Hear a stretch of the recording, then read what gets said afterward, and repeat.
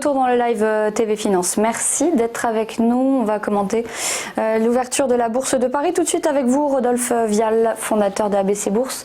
Bonjour Rodolphe, comment ouvre le CAC ce matin ? Bonjour, alors on ouvre en petite baisse ce matin, alors une baisse qui est tout à fait contenue puisqu'on recule d'environ 0,12% à l'heure où je vous parle, 6093 points. Alors effectivement vendredi on avait un peu cassé le plafond de verre en dépassant les 6100 points, une barre vraiment symbolique puisque comme on le voit sur le graphique, c'était le plus haut de cette courte année jusqu'à maintenant, mais c'était également le plus haut de toute l'année dernière, donc c'était vraiment un cap symbolique. Alors la petite prise de bénéfices dans une journée qui pourrait rester assez calme, puisqu'en effet aux États-Unis c'est un jour férié aujourd'hui, c'est le Martin Luther King Day, donc on n'aura pas cette boussole de Wall Street qui pourra nous guider, et en tout cas c'est Wall Street qui nous tire de l'avant depuis plusieurs semaines, depuis plusieurs mois maintenant. Donc voilà, on sera peut-être une petite journée attentiste, une journée idéale pour prendre des bénéfices. Bon voilà, 0,15% de baisse à l'instant, c'est quand même assez modeste sur le marché. Une semaine qui pourrait être peut-être aussi assez calme puisque on n'a pas de grosses statistiques économiques à attendre dans la semaine. On a juste à noter la première réunion de la BCE pour l'année 2020.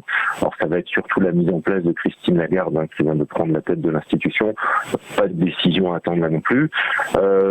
Il y a l'ouverture de Davos qui peut peut-être faire bouger un petit peu les lignes, même si on n'attend pas grand-chose non plus. Et surtout la saison des résultats qui s'est ouverte aux États-Unis. On a quelques grands noms qui vont publier cette semaine, notamment Procter & Gamble et American Express.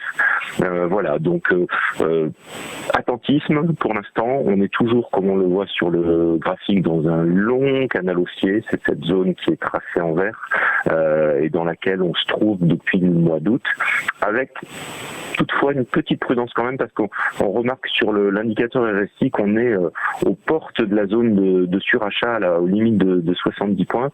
Et à chaque fois qu'on s'est retrouvé dans cette situation sur le graphique, que ce soit par exemple en novembre de l'an dernier ou au mois de septembre ou encore en juillet, on a eu une consolidation un peu significative derrière à chaque fois. Donc le CAC 40 supporte mal la survente en fait.